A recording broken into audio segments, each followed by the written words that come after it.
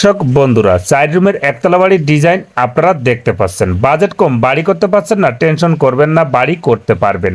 আমাদের এই বিল্ডিংটার কত টাকা খরচ হয়েছে তথ্যগুলো জেনে নিন। নেওয়ার পরে আপনারাও চাইলে সুন্দর স্বপ্নের একটি বাড়ি করতে পারবেন।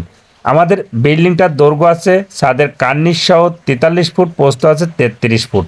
ছাদের স্কোয়ার আছে প্রায় 1400, জমি লেগেছে 3 শতক 17 পয়েন্ট। আপনারাও চাইলে এভাবে একটি সুন্দর বাড়ি করতে পারবেন।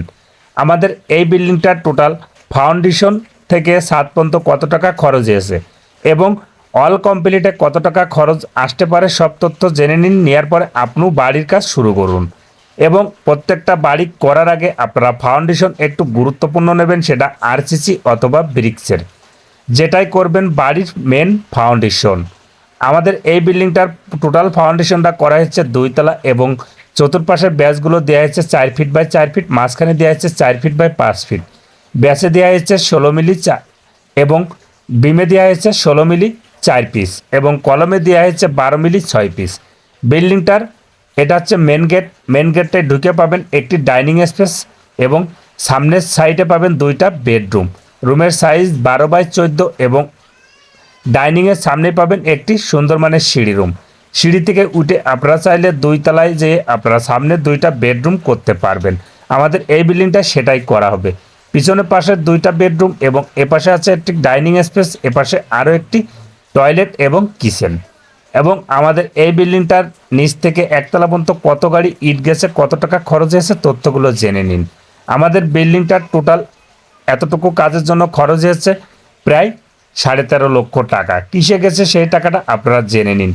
এই বিল্ডিংটার টোটাল নিচ থেকে একতলা ছাদ পর্যন্ত রডের প্রয়োজন হয়েছে 3800 কেজি এবং পিকেটের প্রয়োজন হয়েছে নিচ থেকে ছাদ পর্যন্ত 6 গাড়ি অর্থাৎ 12,000। 1 নম্বর ইটের প্রয়োজন পড়েছে 10,000 অর্থাৎ 5 গাড়ি। নিচ থেকে ছাদ পর্যন্ত সিমেন্টের প্রয়োজন হয়েছে 310 ব্যাগ। আপনারাও চাইলে এভাবে সুন্দর স্বপ্নের একটি ভবন তৈরি করতে পারবেন। অনেকে আগের থেকেই আইতসে করেন, ভাই বাড়ি করব কিভাবে, এত টাকা খরচ এবং কম তথ্য জানিয়েছেন। আমাদের কম তথ্য জানানোর কোনো প্রয়োজনই আসে না। এসব বাড়িগুলো প্ল্যান দিয়ে করা না, এমনি আমরা নিজেরাই কন্ট্রাক্টর এবং মালিকানা এক জায়গায় মতো বিনিময় করে নিয়ে প্ল্যানটি করা হয়। আসলে একটি প্ল্যান করে নিয়ে বাড়ির কাজটা করা সব থেকে উত্তম। গ্রামগঞ্জে কাজ কখনো কেউ প্ল্যান করতে চায় না এবং করার চিন্তাও করে না।